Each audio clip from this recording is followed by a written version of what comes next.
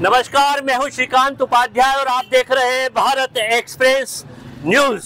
इस वक्त हम खड़े हैं देवास जिले की हाई प्रोफाइल सीट खातेगांव से कांग्रेस ने इस बार पूर्व मंत्री दीपक जोशी को अपना उम्मीदवार बनाया है। वहीं भारतीय जनता पार्टी ने 2 बार के विधायक आशीष शर्मा पर अपना फिर से भरोसा जताया है। आइए, इस वक्त हमारे बीच मौजूद है खातेगांव के जवाहर चौक में यहाँ की आम जनता। हम उनसे पूछेंगे कि खातेगांव में इस वक्त सियासी हलचल का माहौल कैसा है, क्या मुद्दे हैं और किन मुद्दों पर दोनों सियासी दल आपस में एक दूसरे से चुनाव लड़ने की बात कर रहे हैं। बताएं, इस वक्त खातेगांव में क्या मुद्दे हैं और किस मुद्दों पर चुनाव लड़ा जा रहा है? भाजपा ने विकास करा है और विकास के मुद्दे पे चुनाव लड़ा जा रहा है और फिर भाजपा जीतेगी और ऐतिहासिक मतों से जीतेगी, नया रिकॉर्ड बनाएगी। फिर जय भाजपा, विजय भाजपा। क्या विकास के मुद्दे हैं, क्या विकास किया है? भारतीय जनता पार्टी ने आमूलचूल परिवर्तन किए हैं और निश्चित ही इसके कारण हम बार बार यहाँ विजयी होते हैं और आगे विजयी होंगे, क्योंकि हमारी जो योजना है, जो जन कल्याणकारी योजना है, जिनके कारण लोगों के जीवन में परिवर्तन आया है। चाहे मुख्यमंत्री लाडली बहना योजना हो, लाडली बहना योजना के अंदर मैं आपको बताना चाहता हूं कि हमारी विधानसभा के अंदर 63,200 महिलाएं हैं जिन्हें डायरेक्ट डीबीटी के माध्यम उनके खाते के अंदर 1250 रुपये पहुंचे हैं। निश्चित उनके जीवन में एक परिवर्तन आया है। हमारे यहाँ पर किसान सम्मान निधि के जो किसान हैं वो लगभग 40,000 किसान हैं जिनको डायरेक्ट बेनिफिट के माध्यम उनके खाते में पैसे जाते हैं, उनके जीवन में परिवर्तन आया है। मध्य प्रदेश की भारतीय जनता पार्टी सरकार ने विकास किया है, ऐसा इनका कहना है। लाडली लक्ष्मी योजना है, लाडली बहना योजना है, क्या योजना है और इनका लाभ आम पब्लिक को, आम जनता को, महिलाओं को मिल रहा है या नहीं मिल रहा? देखिए सर, हिंदी में कहावत है कि हाथ कंगन को आरसी किया और पढ़े लिखे को फारसी किया। ये चीज़ें सभी जानते हैं कि आज हमारा मध्य प्रदेश खातेगांव सहित भ्रष्टाचार की भेंट चढ़ चुका है। लाडली बहना योजना है जो एक चुनावी लालीपाप बहनों को दिया जा रहा है, जो बिल्कुल निराधार है और ये आने वाली 17 तारीख को साबित हो जाएगा। महिलाओं का इसमें कोई भी बिल्कुल भी 1% भी नहीं है कि वो लाडली बहना योजना से खुश होकर बीजेपी को वोट करेंगे। ठीक है, 1 मिनट सर, स्थानीय मुद्दे आप ले लीजिए। यहाँ पर हमारे पास शिक्षा और स्वास्थ्य की बात चल रही थी। अभी शिक्षा का मुद्दा आप देखिए, कॉलेज की बात जो अभी हो रही थी, जो कमलनाथ जी सरकार के शासनकाल में जीतू पटवारी जी जो शिक्षा मंत्री, जिन्होंने भूमि पूजन करके गए थे, 1200 करोड़ की राशि, 12 करोड़ 50 हजार की राशि स्वीकृत की गई थी। जनमत का गला घोट कर लोकतंत्र की हत्या करके ये जो सरकार बन गई थी, इन्होंने जो कॉलेज की बिल्डिंग बनाई है, आज आप हमारे साथ चलकर आपके चैनल के माध्यम से कहना चाहती हूँ कि आज ये भ्रष्टाचार की भेंट चढ़ चुका है। सिर्फ बिल्डिंग, शिक्षा के नाम पर यहाँ पर विषयों में कुछ भी नहीं है। विकास के नाम पर भारतीय जनता पार्टी यहाँ पर चुनाव लड़ रही है।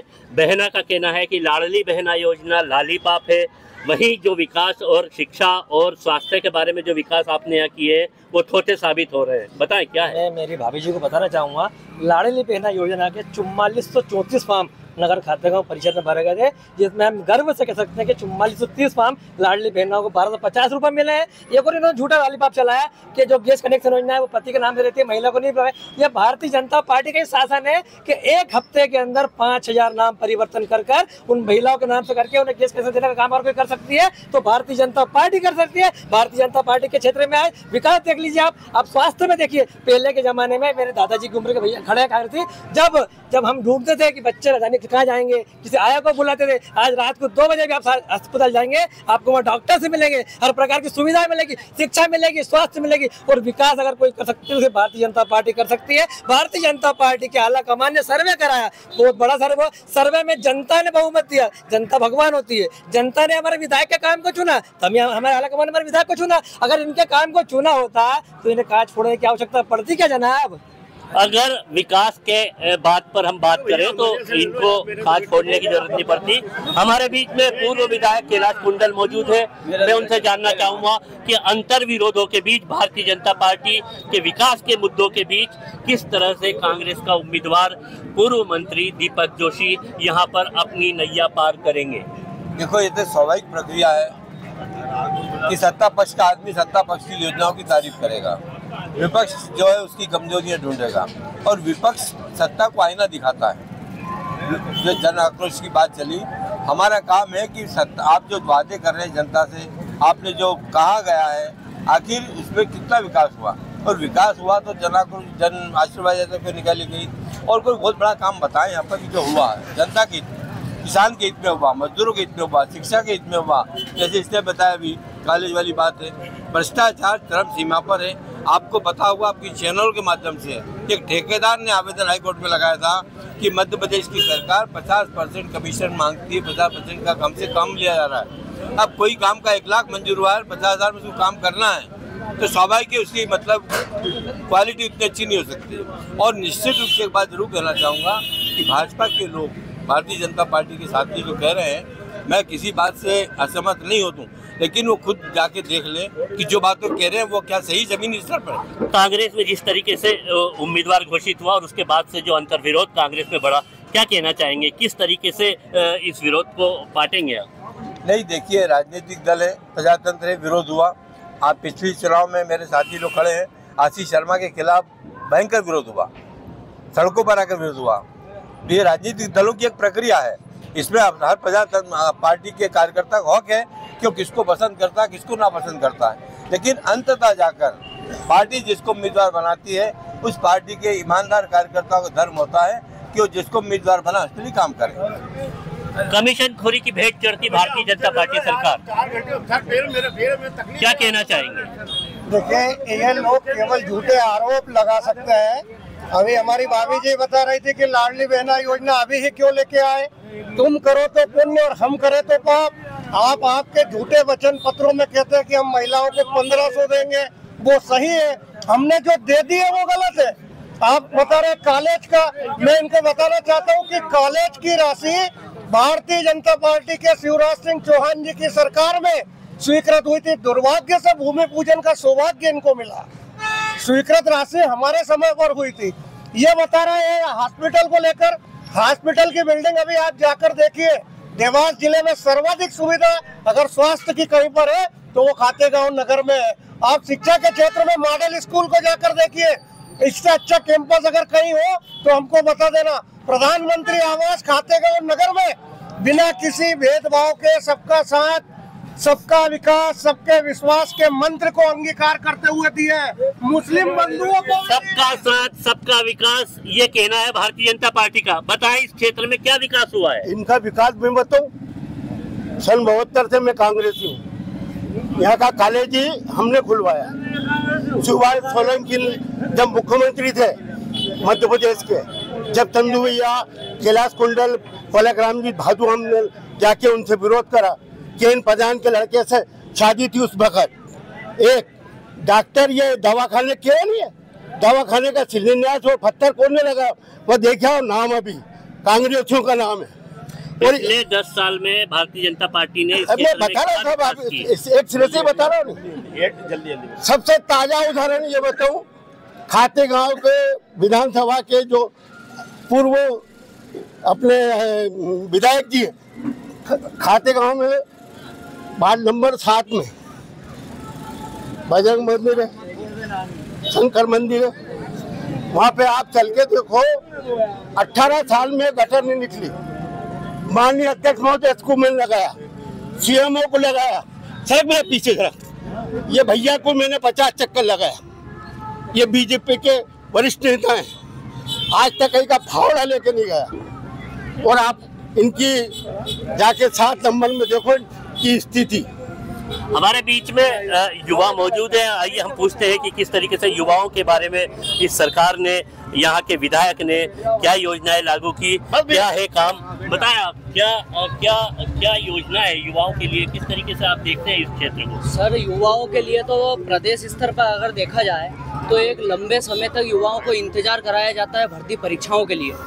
लगभग चुनाव के 1 साल पहले भर्तियां आयोजित की जाती है, जिसमें हम युवा बड़ी आस लगाकर बैठे रहते हैं कि अब भर्ती आने वाली है। लेकिन जब भर्तियां आती है तो उसमें भ्रष्टाचार के कारण वो भर्तियां निरस्त करने की कगार पर आ जाती है। और उसके बाद की जो भर्तियां होती है, अभी वर्तमान में अगर देखा जाए तो पटवारी परीक्षा के घोटाले के पश्चात वन रक्षक और एमपी पुलिस की जो वैकेंसियां आई थी, उनको, उनके रिजल्ट को रोक दिया जाता है ताकि इनका भ्रष्टाचार उजागर न हो। इनकी बड़ी योजना लागू करते हैं, ये सीखो कमाओ योजना, जिसमें रजिस्ट्रेशन तो बहुत सारे कराए जाते हैं, लेकिन वो मात्र रजिस्ट्रेशन बनकर रह जाते हैं। किसी भी व्यक्ति को अगर प्रत्यक्ष लाभ दिखाया हो इनने, तो ये मैं एक व्यक्ति का नाम बता दे कि हमारे सामने ये प्रत्यक्ष खड़ा है, नहीं तो मैं प्रत्यक्ष खड़ा हूँ, मैंने खुद ने आवेदन करने के पश्चात इस तरीके की कोई योजना का लाभ नहीं मिल पाया। युवाओं के लिए योजना है, भ्रष्टाचार की भेंट चढ़ गई, बताएं क्या योजनाएं थी और किस तरीके से? योजनाएं युवाओं के लिए निरंतर बनती रह रही है, निरंतर रोजगार के सृजन होता रहा है। वैकेंसी की जहाँ तक ये भाई साहब बात कर रहे हैं, आज का ये समय नहीं है। हम लोग जब 82 से हाई सेकेंडरी करके गए तब से ही रोजगार कार्यालय खुले हुए हैं। कांग्रेस का शासन कब से है? भारतीय जनता पार्टी का तो 20-25 साल से ये भी, इसके पहले 70 साल से कांग्रेस का शासन था। तब तो इतने युवा भी नहीं थे पढ़े लिखे, लेकिन उस समय रोजगार कार्यालय खुले तो सोच ली कि बेरोजगारी का प्रतिशत उस समय से चलता आ रहा है। हिंदुस्तान की जनसंख्या आज कितनी बड़ी हुई है, सबको रोजगार गवर्नमेंट तो दे नहीं सकती है। बड़ी बड़ी इंडस्ट्री खुल रही है जिसमें योग्यता है, जो अच्छे अच्छे कॉलेजों से यूनिवर्सिटी से करे बच्चे हैं, वो कोई भी बेरोजगार नहीं है। आपकी डिग्री फर्जी है तो आपको रोजगार कैसे मिलेगा?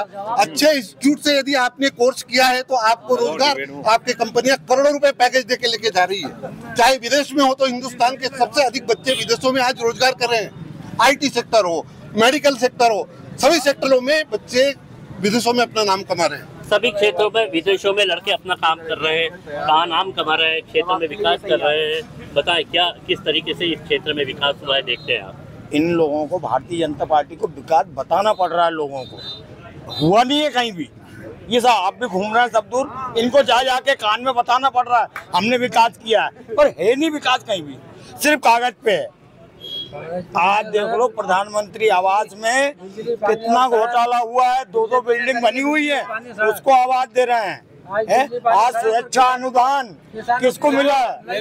किसको मिला है? किसको सुरक्षा अनुदान किसको मिलना चाहिए? जो गरीब हो, लाचार हो, आज लिस्ट उठा के देख लो आप, किसको मिला है? जिनकी करोड़ों की टर्नओवर है। मध्य प्रदेश में सारा मामला चौपट है। अभी डॉक्टर साहब ने कहा कि फर्जी डिग्री, तो फर्जी डिग्री तो व्यापम घोटाला किसने किया है? किसकी सरकार में हुआ है? किसका विधायक? और अभी पटवारियों के भर्ती में क्या हुआ? विधायक अरे वो जा रहा है, वो सब भ्रमित करके और बुद्धू बना के, वो उसका भी जवाब है।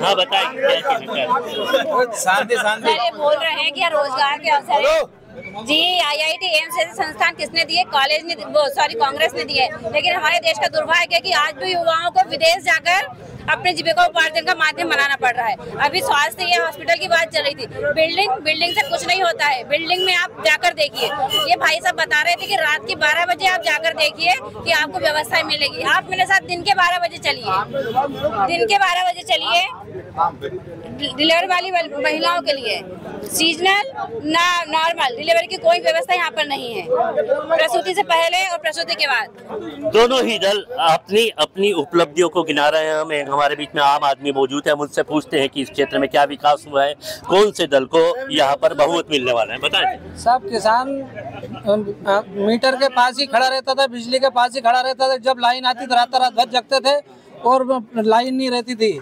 किसान परेशान थे, समय पे पानी नहीं फेर पाते थे और सड़क की भी इतनी समस्या थी कि इतने कीचड़ में गुजरते थे। जब से बीजेपी आई है तब से कोई सड़क और न बिजली और न किसान मजे में है आज। और उसको 10,000 रुपए हर साल मिल रहे हैं छोटा किसान को वो है। और जब से बीजेपी आई है तब से मुआवजा मिल रहा है साहब, जरा सी भी कभी कोई नुकसानी होती है तो 75% 80% मुआवजा मिल रहा है। सड़क, पानी, बिजली से भरपूर ये क्षेत्र है, इनका ऐसा कहना है। मैं कहता हूँ नर्मदा का ये किनारा है और यहाँ पर आए दिन पूरे मध्य प्रदेश में इस बात पर जोर दिया जाता है कि यहाँ रेत का अवैध उत्खनन होता आया है। बताएं किस तरीके से रेत का अवैध उत्खनन होता है और रोकने की आज तक सरकार ने कोई कोशिश क्यों नहीं की उस पर? अब सैया भाई कोतवाल तो डर काहे का? अब जब अवैध खनन करने वाले लोग कुछ सत्ता में बैठे हैं, पदाधिकारी बन के बैठे हैं, उनके खुद के डंपर चल रहे हैं, तो उसको कौन रोकेगा? और विशेषकर जितने माफिया है, अवैध काम है, उन सबको संरक्षण भारतीय जनता पार्टी का है, भारतीय जनता पार्टी के जनप्रतिनिधियों का है। ये कहने में मुझे कोई शक नहीं। आज कोई भारतीय जनता पार्टी का आदमी सामने आके ये नहीं कहता है कि अभी दुर्घटना घटी है, 3 लोग मर गए अभी डंपर के नीचे आके। कुछ दिन पहले अभी यहाँ खातेगांव के पास डंपर मर गए। कौन भाजपा का आदमी सड़क पर आकर उसके साथ खड़ा हुआ? आखिर डंपर किसके चल रहे हैं, क्यों चल रहे हैं? और अवैध खनन हो उससे कोई तकलीफ नहीं, पर अवैध खनन हो रहा है, बगैर रॉयल्टी के खनन हो रहा है। जहाँ खदान में रेत नहीं है वहाँ से खनन हो रहा है। रसीद कहाँ की कट रही, रेत कहाँ से निकल रही है। आप ये गाँव है आखिरी में इधर कोलारी के पास में खेड़ी खिड़किया, वहाँ का रोड बंद कर दिया। वहाँ पूरी रेत लाके छिपाने से लाके डंप करते हैं रोड पे, और बच्चे 2-2 किलोमीटर पैदल जाते हैं। महिला मर चुकी वहाँ पर। कांग्रेस का ये आरोप है कि इस क्षेत्र में जो अवैध उत्खनन रेत का हो रहा है वो सत्ताधारी दल के लोग करा रहे हैं, उनके अपने टैंकर चल रहे हैं, आए दिन यहाँ दुर्घटना में लोग मर रहे हैं। बताएं कितनी सच्चाई है इस बात में, कितने अवैध उत्खनन यहाँ पर रेत का हो रहा है? सर्वप्रथम तो जो भी घटनाएं घट रही है इसके लिए दुखी हम भी है। घटनाएं नसीब रहता है, वो टैंकर से हो, डंपर से हो, किसी घटना के दुख हमें भी है। रही बात रेत की, तो आज तक किसी कांग्रेस परिवार के व्यक्ति ने कभी रेत के मामले में धरना दिया, रेत के मामले में रोड पे आया? क्योंकि आज अगर खाते गांव में 100% रेत के डंपर चल रहे हैं तो मैं गर्व से कहता हूं कि 80% डंपर कांग्रेस परिवार के लोगों के चल रहे हैं, जो रात में ट्रेन पकड़ जाने पर रात को 11 बजे फोन लगाते हैं, भैया हमारी ट्राली छोड़वा दो, भैया हमारे ट्रैक्टर छोड़वा दो। किसी भारतीय जनता पार्टी का डंपर निकल जाए तो हमें आप बताइए 80% डंपर कांग्रेस परिवार के लोगों के जनाब। तो कांग्रेस हो या भारतीय जनता पार्टी, अवैध उत्खनन को रोकने की जिम्मेदारी दोनों की बनती है, लेकिन वो आज भी यथावत जारी है। इस तरह से इस हाई प्रोफाइल सीट पर यहाँ पर आज आम पब्लिक ने, आम जनता ने, कांग्रेस और भारतीय जनता पार्टी के नेताओं ने इस सियासी हलचल को, यहाँ पर यहाँ के विकास के मुद्दों को हमसे बयान किया। मैं हूँ भारत एक्सप्रेस के लिए खातेगांव के जवाहर चौक से श्रीकांत उपाध्याय।